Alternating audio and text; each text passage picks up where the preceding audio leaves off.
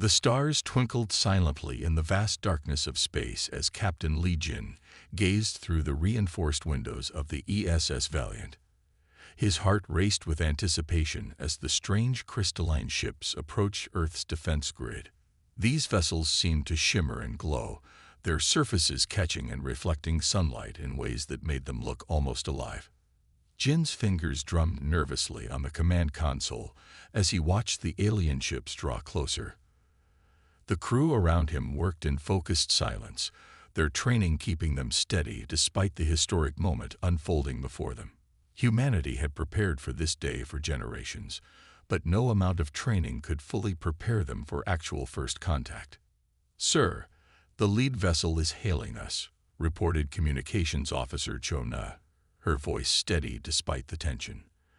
"They're broadcasting on all frequencies, using basic mathematical sequences as a foundation for communication." "Put them through," Jin ordered, straightening his uniform. The main screen flickered to life, revealing beings that looked surprisingly humanoid, though their skin had a subtle crystalline quality that matched their ships. The Zelfirian delegation's leader, who would later be known as Park Sun, stood tall and dignified. The first words exchanged between their species were simple mathematical equations, gradually building into more complex concepts. Within hours, their advanced translation systems had established a working communication protocol. The Zelfirians' peaceful approach and willingness to share knowledge quickly put the humans at ease. When Ambassador Kim Dae arrived from Earth via shuttle, the real diplomatic work began. Kim, known for his calm demeanor and sharp mind, found an unexpected kindred spirit in Park Sun. Their discussions ranged from cultural exchange to technological cooperation, but it was their shared love of classical music that truly broke the ice. "Your species' ability to create such complex harmonies is remarkable," Sun had commented during their first informal meeting. "We have similar traditions, though our instruments are quite different." As the days turned into weeks, the initial cautious optimism transformed into genuine friendship. The Zelfirians shared their advanced propulsion technology, fascinated by humanity's innovative approach to artificial gravity. Park Sun's daughter, Han Mei, became a regular presence on the ESS Valiant, working closely with Captain Jin and his engineering team. Han Mei's curiosity about human culture matched Jin's interest in Zelfirian technology. She would often spend hours in the ship's recreation area, learning about Earth's history and sharing stories of her own world. Her presence helped bridge the gap between the two species, making the alien feel familiar. "Your people have achieved so much in such a short time," Han Mei told Jin one day as they worked on integrating Zelfirian tech with human systems. "Most species take twice as long to reach the stars." But the peaceful exchange wouldn't last forever. During a high-security meeting with Earth's Security Council, Park Sun revealed the shadow that had been haunting his people. His usual composed demeanor cracked as he described the Draxian Empire. "They began as we did, exploring the stars," Sun explained, his crystalline features darkening with concern. "But their philosophy twisted over time. They believe evolution demands the strong consume the weak. They don't just conquer, they consume entire worlds, strip mining planets and enslaving populations." The council chambers fell silent as holographic displays showed the Draxian Empire's expansion across the galaxy. Entire systems had vanished from the maps, replaced by industrial complexes and military installations. "We've managed to avoid their attention so far," Sun continued, "but our scouts report they're moving in this direction. They consider all other life forms beneath them, resources to be used and discarded. Your world, your people, would be no different in their eyes." Ambassador Kim Dae studied the maps intently before speaking. "How long do we have?" "Months, perhaps a year," Sun replied. "We came to Earth not just seeking friends, but allies. Together, we might have a chance. Alone." He left the sentence unfinished, but everyone understood the implications. Captain Jin, standing at attention near the chamber's entrance, felt a chill run down his spine. He looked at Han Mei, who stood beside her father, and saw the fear she tried to hide. The peace they had all dreamed of was about to be tested in ways no one had anticipated. As the meeting concluded, Jin made his way back to the Valiant. The sight of Earth below, beautiful and vulnerable, filled him with determination. Humanity had only just begun to explore the stars, but they already faced a threat to their existence. Yet as he watched his crew working alongside their Zelfirian guests, he felt a spark of hope. The Draxians might consider other life forms beneath them, but they had never encountered humanity before. They would learn, as so many Earth species had learned before, that underestimating humans was a deadly mistake. The ESS Valiant and her crew would make sure of that. The alliance between Earth and Zelfir was formalized the next day, marking the beginning of the greatest technological and military cooperation in human history. Time was short, but humanity had never backed down from a challenge. The Draxians were about to learn why. The red dust of Mars whirled outside the reinforced windows of Project Phoenix's underground facility. Admiral Kang Ho stood before the massive holographic display, his weathered face illuminated by the ghostly blue light of tactical readouts. The numbers didn't lie. Draxian fleet movements had increased dramatically, their ships pushing closer to Zelfirian space with each passing day. "Show me the latest intelligence reports," he commanded, and the display shifted to reveal dozens of Draxian warships moving in formation. Their vessels were ugly things, all sharp angles and exposed weapon systems, a stark contrast to the elegant crystalline ships of the Zelfirians. Li Song, his executive officer, approached with a fresh data pad. 300% increase in fleet activity over the past month, sir. They're not even trying to hide their movements anymore. Because they don't think they need to, Kang replied, his eyes never leaving the display. To them, we're nothing but primitive apes who got lucky with faster-than-light travel. Deep below their feet, in the most secure sections of the facility, Dr. Namri and her team worked at a frantic pace. The integration of Zelfirian shield technology with human weapons systems was proving challenging, but they were making progress. The doctor's small frame moved quickly between workstations, her mind processing multiple problems simultaneously. "Increase power to the containment field," she ordered, watching as the experimental shield generator hummed to life. The energy field shimmered with a familiar crystalline pattern, but this time it held steady. "Log the results. We're getting closer." The classified Project Phoenix had transformed the abandoned mining facilities on Mars into a technological wonderland. Human engineers worked alongside Zelfirian advisors, combining their different approaches to create something entirely new. The project operated around the clock, with teams working in shifts to maintain constant progress. Admiral Kang made his way down to the testing chamber, nodding to the security teams as he passed through multiple checkpoints. The sight that greeted him filled him with pride. Humans and Zelfirians working side by side, their differences forgotten in the face of a common threat. "Admiral," Dr. Nam called out, waving him over to her station. "I think we've had a breakthrough. Watch this." She activated a small-scale demonstration, showing how the modified shields could not only absorb energy weapons, but redirect them. "The Draxians won't expect this."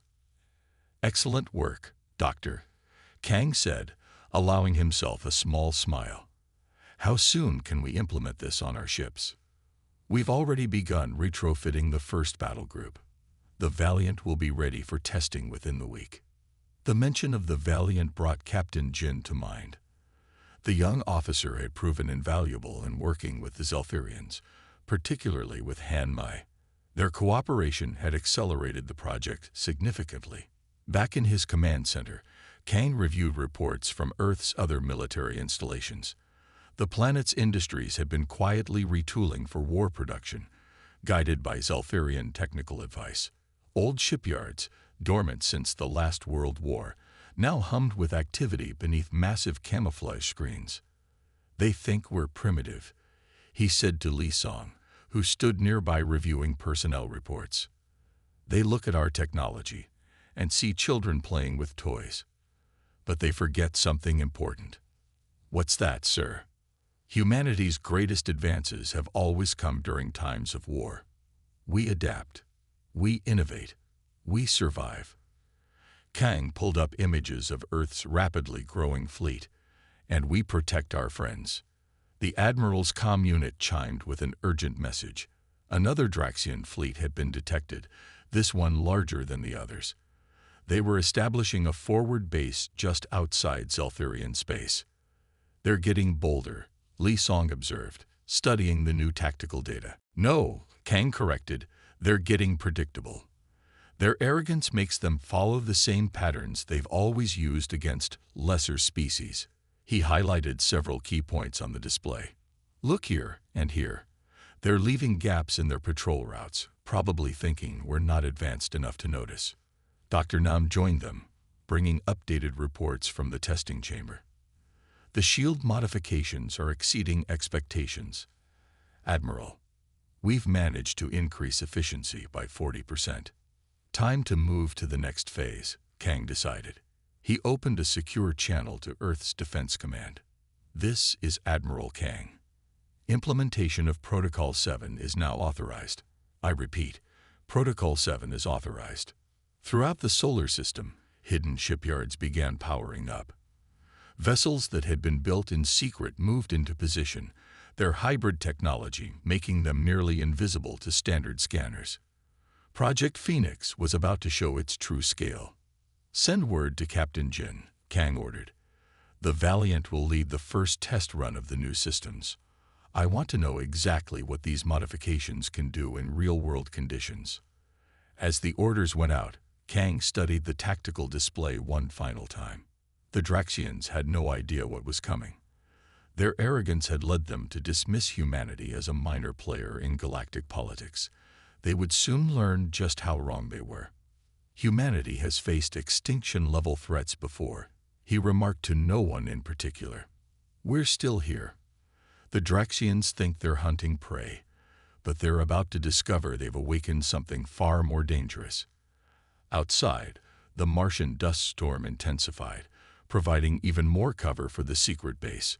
Deep below the surface, humans and Zelthirians continued their work, preparing for the storm that was coming. The Draxians' assumption of superiority would be their undoing, and humanity would prove once again that they were anything but primitive. Space tore open as the massive Draxian warships emerged from hyperspace, their dark hulls blocking out the stars.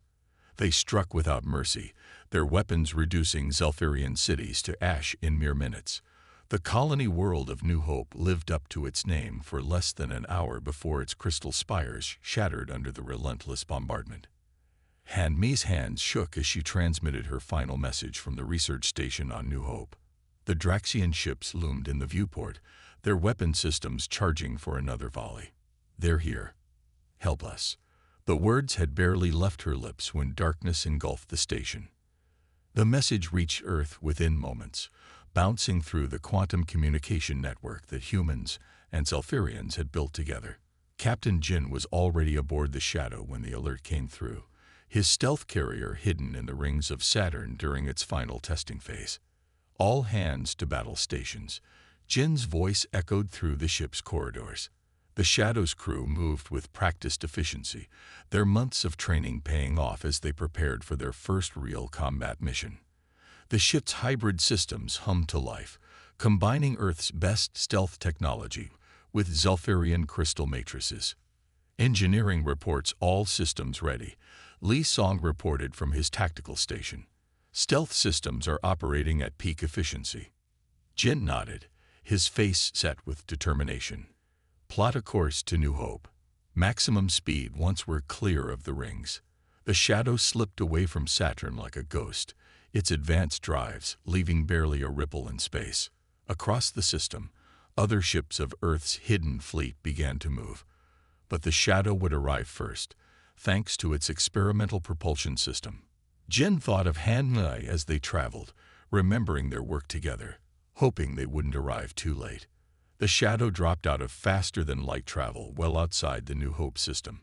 The sight that greeted them made even veteran crew members gasp. Draxian warships surrounded the planet, methodically destroying any remaining infrastructure. Life signs on the research station? Jin asked, though he already suspected the answer. Minimal power readings, Song replied. But there's an emergency bunker signature. Some might have survived. Jin studied the tactical display, noting the Draxian patrol patterns. Their arrogance showed in their formation. They weren't even maintaining proper combat spacing. They think no one can touch them, he muttered. Let's prove them wrong. The shadow glided between enemy vessels, completely invisible to their sensors. Jin had studied Draxian tactics extensively, and now that knowledge would pay off. Target their lead ship's propulsion systems, he ordered. Fire when ready. The Shadow's weapons were unlike anything the Draxians had encountered before. Combining human missile technology with Zelfirian energy-focusing crystals, they pierced straight through the enemy's shields. The first Draxian ship died before they even knew they were under attack. Next target, Jin commanded calmly. Remember your training. Strike and move. The shadow danced through space, dealing death with surgical precision. Supply ships exploded, patrol vessels vanished in balls of fire, and still the Draxians couldn't find their attacker. On the bridge of the Draxian flagship, Commander Yul watched in growing rage as his fleet fell into chaos. Find them. He roared at his sensor operators. How can primitives do this? It's impossible. But the shadow was already moving to its next target, leaving destruction in its wake. Jin's crew worked with quiet efficiency, their movements practiced and precise. Years of being underestimated by the galaxy had taught humanity the value of appearing weak while preparing for war. Sir, Song reported, we're picking up survivors in the research station's bunker, including Zelfirian life signs. Jin allowed himself a small smile. Prepare for emergency evacuation. We'll need to time this perfectly.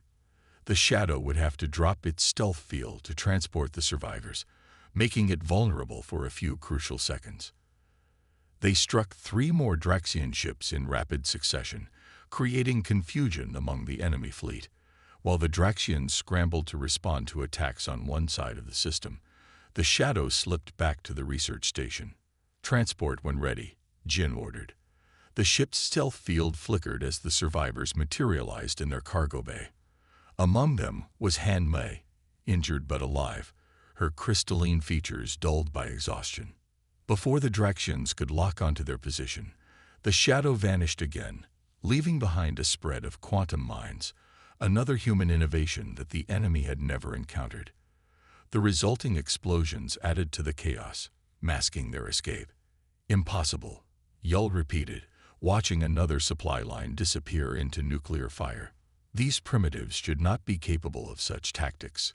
His words echoed through the command channel, reaching every Draxian ship in the system. But possible or not, the shadow had struck its first blow in humanity's counterattack. As they sped away from New Hope, Jin knew this was only the beginning.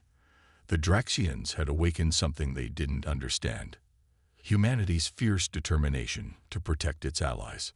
Send word to command, Jin ordered as they prepared to jump to light speed. Operation Shadow Strike is a success. The Draxians are vulnerable. And in the ship's medical bay, Han Mei began sharing vital intelligence about enemy positions, ensuring this would be just the first of many successful strikes against the overconfident Draxian Empire. The message arrived on every screen, every communication device, and every broadcast frequency across Earth.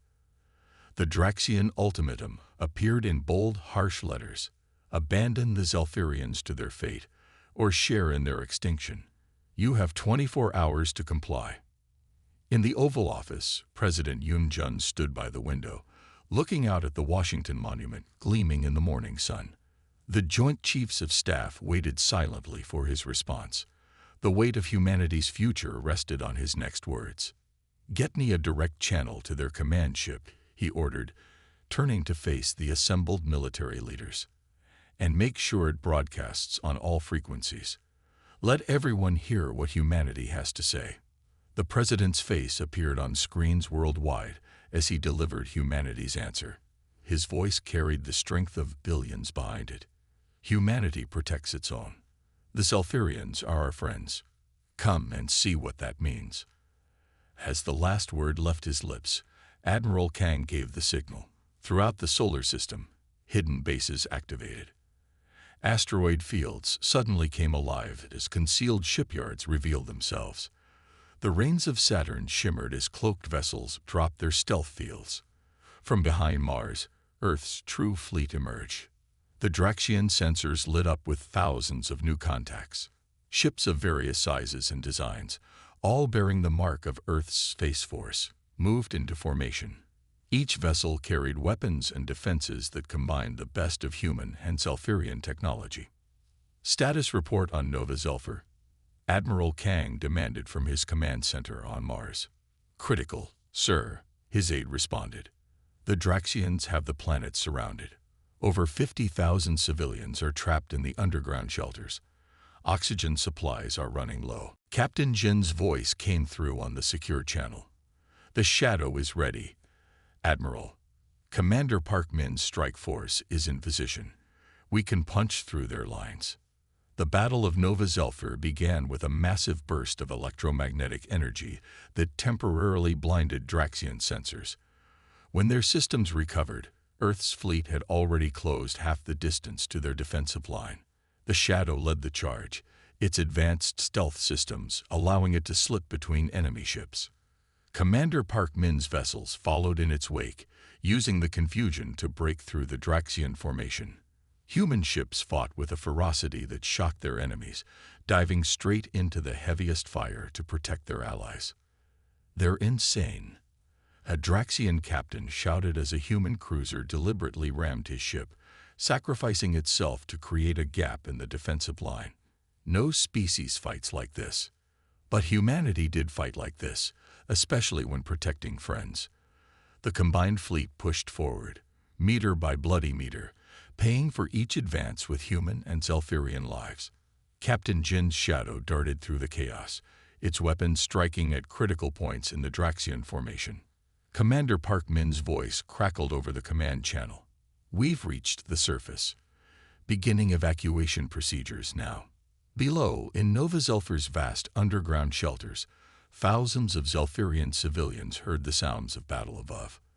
The ground shook with each explosion, crystal walls vibrating with the force of orbital combat.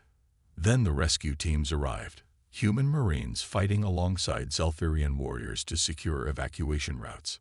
"Move quickly but calmly," the Marine surgeons called out, guiding civilians toward the waiting transport ships. "We're getting everyone out. No one gets left behind." The Draxians pressed their attack, desperate to prevent the evacuation. But they had never faced an enemy like humanity before. Every time they sealed a gap, another human ship would sacrifice itself to reopen it. The rescue ships flew through corridors of fire, protected by fighters piloted by men and women who refused to let their allies die. Admiral Kang watched from his command center as the casualty reports came in. Each lost ship tore at his heart, but he knew every crew member had volunteered for this mission. They had all known the cost of protecting their friends. The evacuation took hours, each minute paid for in blood and courage.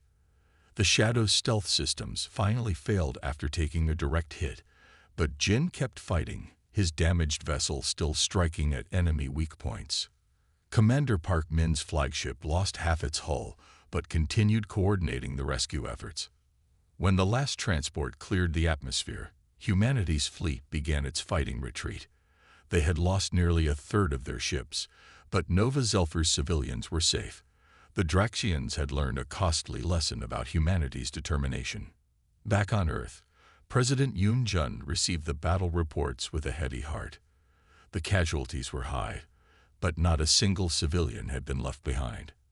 As he prepared to address the nation, he knew that this battle had changed everything. The galaxy would never again question humanity's commitment to its allies. The Battle of Nova Zelfir became a legend, told and retold across the stars. It was the day humanity showed the galaxy that friendship wasn't just a word, it was something worth dying for. And for the first time since they began their expansion, the Draxian Empire felt fear. The first signs of the bioweapon attack, appeared as a subtle green mist descending on Zalfirian colonies. Within hours, the crystalline streets filled with the sounds of suffering as millions of Zalfirians began to fall ill. Their normally luminescent skin turned dull and dark, their bodies struggling against an enemy they couldn't fight. Dr. Namri stood in her laboratory on Earth, watching the horrifying footage from the affected worlds.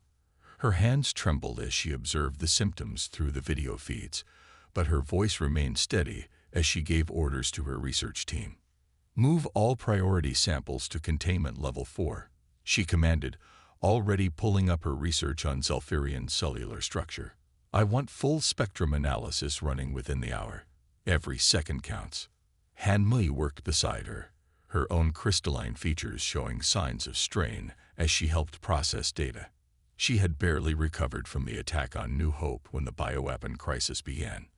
"Their immune systems are shutting down," she reported, studying the latest medical scans. "The weapon targets our crystalline matrix directly." The laboratory hummed with activity as human and Zalfirian scientists worked side by side. Dr. Nam had spent years studying Zalfirian biology, fascinated by their unique crystalline-based life forms. Now that knowledge might mean the difference between survival and extinction for their allies. The Draxians designed this weapon specifically for Zalfirian physiology, Dr. Nam explained during an emergency briefing with military leaders. But they made one crucial mistake. They didn't account for human medical science combining with Zalfirian biological knowledge. Admiral Kang's hologram nodded gravely. "How long until you have something we can use, Doctor?" "Weeks, not months," she replied firmly. "But every day we spend developing the cure, more Zalfirians die." The response from Earth's leadership was immediate. Emergency relief ships began launching within hours, loaded with medical supplies and temporary treatment protocols. The Shadow, still bearing battle damage from Nova Zelphur, led the first supply run through the Draxian blockade. Captain Jin's voice crackled through the command channel. "We'll get the supplies through, Doctor. Just find that cure." In the laboratory, Dr. Nam and her team worked around the clock. Han Mei's insights proved invaluable, her first-hand knowledge of Zalfirian biology, helping to speed up the research process. They tested countless combinations of treatments, watching as sample after sample failed. "In all our history," Han Mei told Dr. Nam during a rare break, "no species has ever fought so fiercely for another. Most would have abandoned us by now." Dr. Nam squeezed her friend's shoulder gently. "That's not how humanity works. We don't abandon family." The breakthrough came on day 18. A young researcher noticed something unusual in how human antibodies interacted with Zalfirian crystal matrices. Within hours, Dr. Nam's team had developed a prototype treatment that showed promise in laboratory tests. "It's not just a cure," Dr. Nam explained to the Emergency Council. "The treatment actually strengthens their natural resistance. The Draxians' weapon will become useless." The challenge now was distribution. The Draxians had blockaded every affected world, trying to ensure their bioweapon would complete its genocidal work. But they hadn't counted on human ingenuity and determination. Captain Jin's Shadow led a fleet of modified stealth ships, each carrying doses of the cure. They slipped through Draxian lines using paths mapped by Han Mei's knowledge of local space. Where stealth failed, human ships engaged in suicide runs to create gaps in the blockade. On the ground, human medical teams worked alongside Zalfirian healers to distribute the cure. They wore protective suits not against the bioweapon, which couldn't affect humans, but to prevent contaminating the weakened Zalfirians with human bacteria. "They're trying to stop the supply ships," Han Mei reported, watching tactical displays in the laboratory. "But for every ship they destroy, 2 more get through." Dr. Nam nodded, monitoring the treatment's effectiveness across different colonies. "The Draxians don't understand. They think this is about military strength or technology, but it's about something much more powerful." The cure began to take effect. Slowly at first, then with increasing speed, Zalfirians started to recover. Their crystalline features regained their natural luster, and the death toll finally began to drop. Admiral Kang's next report brought unexpected news. "The Draxians are pulling back their blockade ships," he announced. "They're retreating from the affected systems." "They're running," Han Mai said, her voice filled with wonder. "They've never retreated before." Dr. Nam understood why. The Draxians had just learned that their ultimate weapon, their supposed guarantee of victory, had been defeated not by superior firepower or advanced technology, but by the combined will of two species working together. "We should prepare for their response," she said, already thinking ahead. "They won't take this defeat lightly." Han Mei looked at her friend, her crystalline features now fully restored to their natural brilliance. "Whatever comes next, we face it together. Earth and Zelfur as one." The dark hour had passed, but the war was far from over. Yet something fundamental had changed. The Draxians had tried to exploit what they saw as weakness, the friendship between humans and Zelfurians. Instead, they had only made that bond stronger. The massive factory complex that once produced luxury cars in Detroit now hummed with a different purpose. Assembly lines that had built engines for peaceful travel now constructed power cores for warships. The transformation wasn't unique to Detroit. Across Earth, humanity's industrial might had awakened for war. Admiral Kang stood on the observation deck of his new flagship, the ESS Retribution, watching as ships emerged from the orbital construction yards. Each vessel represented a perfect fusion of human innovation and alien technology. The Zelfurians had shared their advanced systems, and human engineers had found ways to improve them that even their inventors hadn't imagined. "Production numbers have exceeded projections again," reported Li Song, examining the latest data. "The new automated assembly systems are working better than expected." What had begun as a desperate defense of allies had evolved into something the Draxians never expected: a full industrial mobilization of Earth. Humanity's capacity for production, when fully unleashed, was staggering. Captain Jin's voice came through the command channel. "Shadow Fleet is ready for deployment, Admiral. All 30 ships report combat ready." The Shadow Fleet had grown from a single experimental vessel into a deadly strike force. Each ship carried the latest stealth systems, crewed by mixed teams of humans and Zelfurians. Their success had inspired similar joint crews throughout the fleet, combining the best qualities of both species. "Begin Operation Thunderstrike," Kang ordered. "Hit their supply lines hard. Show them what happens when they threaten our friends." The Shadow Fleet moved out in perfect formation, their stealth systems making them virtually invisible to Draxian sensors. They struck with surgical precision, appearing from nowhere to destroy supply convoys before vanishing again into the void. In a Draxian command center, alarms blared as another supply fleet went dark. "Impossible," the commander shouted. "How are they moving so fast?" But the Shadow Fleet was already gone, leaving only destruction in its wake. Back on Earth, factories worked around the clock. The assembly lines never stopped, producing components for more ships, more weapons, more defensive systems. Human workers took pride in every piece they created, knowing each one would help protect their allies. Dr. Nam's research team had developed new weapons specifically designed to target Draxian vulnerabilities. They thought their armor was impenetrable, she explained to Admiral Kang. "But everything has a weakness if you look hard enough." The Retribution led the main fleet deeper into Draxian space. The enemy had grown cautious, no longer dismissing humans as primitives. Now they'd fled at the first sign of Earth ships, their former arrogance replaced by fear.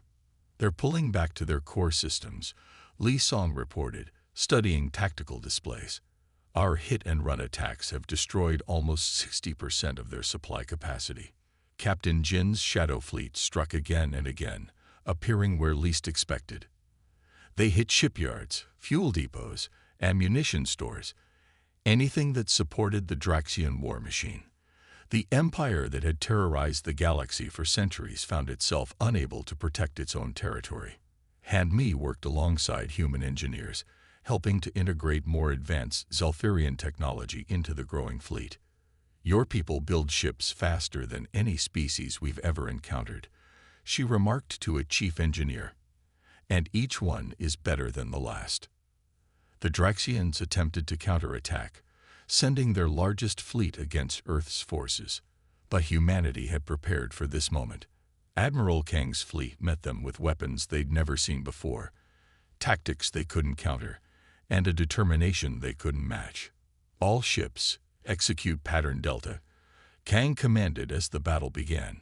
The human fleet moved with perfect coordination, their formations shifting in ways that confused and disrupted Draxian targeting systems. The Shadow Fleet struck from behind, their stealth ships appearing in the heart of the enemy formation. Captain Jin's voice remained calm as he gave orders. Target their command ships. Let's show them what real fear feels like. For the first time in their history, the Draxian Empire faced an enemy they couldn't simply overwhelm with brute force. Human ingenuity, combined with Zelfirian technology and the industrial might of Earth, had created something entirely new in the galaxy. Their fleet is retreating, Li Song announced as the battle ended. Casualties minimal on our side. The new shields performed better than expected. Admiral Kang allowed himself a small smile. The Draxians had started this war thinking they faced a primitive species barely worth their notice. Now they ran from the very sight of human ships. In factories across Earth, production continued without pause. New ships joined the fleet daily, each one incorporating lessons learned from previous battles. The assembly lines that had once built tools of peace now forged the instruments of the Empire's defeat. Send word to all commands, Kang ordered. Phase 2 begins tomorrow. It's time to take the fight to their home systems. The galaxy watched in amazement as humanity's wrath unfolded. The species that had been dismissed as primitives now led the fight against the greatest empire in known space, and for the first time in centuries, the Draxians knew what it meant to feel fear. The Draxian throne world hummed like a dark jewel in space, its orbital defenses bristling with weapons. The combined fleet of Earth and its allies emerged from faster-than-light travel in perfect formation, their ships representing the unity of dozens of species who had once lived in fear of the Empire. Admiral Kang stood on the bridge of the Retribution, his expression calm as he surveyed the largest gathering of ships in galactic history. The Shadow Fleet held position on their flanks, their stealth systems active but visible to Allied sensors. Captain Jin's flagship led them, with Han Mai serving as his tactical officer. All ships report ready, Li Song announced. The Zelfirian fleet is in position. Ships from the liberated worlds await your command. The Admiral took a deep breath, remembering how this all began, with a simple act of friendship between humans and Zelfirians. Now that friendship had grown into an alliance that would reshape the galaxy. Send the message, he ordered. Give them one chance to surrender. The response came swiftly, a barrage of weapon fire that lit up space like artificial stars. The Draxians had chosen to fight to the end, as expected. All ships, execute Battle Plan Phoenix, Kang commanded. Show them why you never threaten humanity's friends. The battle that followed would be studied in military academies for centuries to come. The combined fleet moved with devastating precision, using tactics that merged the best aspects of every species involved. Human determination, Zelfirian technology, and the unique abilities of a dozen other races created something the Empire had never faced before. Captain Jin's Shadow Fleet struck first, appearing inside the Draxians' defensive lines. Target their command and control centers, he ordered. Clear the way for the main fleet. Han Mei's fingers danced across her tactical console, coordinating the strike force's movements. The bond between humans and Zelfirians had grown stronger through combat, each species learning to anticipate the other's thoughts and actions. The main fleet advanced under Admiral Kang's command, their ships moving in formations that looked chaotic, but followed a complex pattern designed by Earth's most advanced AI systems. The Draxians found their carefully planned defenses torn apart by strategies they couldn't predict.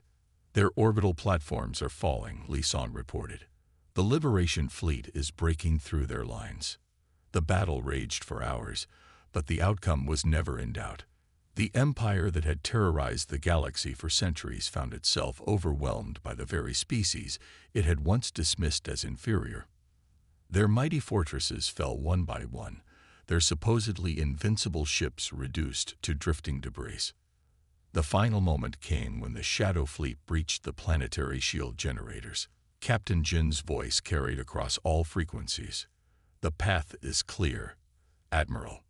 The throne world is exposed." The surrender came minutes later. The empire that had stood for 1,000 years collapsed in a single day, broken by the combined might of its former victims, led by humanity's unwavering determination. In the aftermath, as ships began the process of securing the planet, Han Mi turned to Captain Jin. "What happens now?" she asked softly. The answer came in the weeks that followed.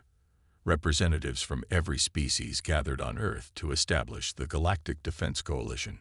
Captain Jin and Han Mi were chosen as its first joint commanders, their partnership symbolizing the new era of cooperation. The coalition headquarters rose in Geneva, its architecture combining elements from all member species. Inside its halls, former enemies learned to work together, united by the example humanity had set. Ambassador Kim Da, speaking at the coalition's founding ceremony, summed up what the galaxy had learned. "The universe expected us to be warriors. Instead, we showed them what it means to be protectors." Admiral Kang retired to a quiet life on Mars, watching as the coalition grew stronger each year. The Shadow Fleet became its rapid response force, always ready to defend those in need. Earth's industries turned back to peaceful production, but never forgot how quickly they could mobilize if friends needed protection. Han Mi and Captain Jin continued to work together, their friendship becoming a symbol of what the galaxy could achieve through cooperation. The former empire's worlds were rebuilt, their people learning to live without fear for the first time in generations. "We never sought war," Jin would often say during coalition meetings. "We only sought to protect our friends." That made all the difference. The galaxy entered a new age of peace and prosperity, guided by the principles that humanity had demonstrated: strength through unity, protection for the weak, and unwavering loyalty to friends. The great powers learned that true strength came not from domination, but from standing together against those who would threaten the peace. And so dawned a new era, born from humanity's simple decision to stand by their friends, no matter the cost. The stars themselves seemed brighter, illuminating a future where no species need fear the night.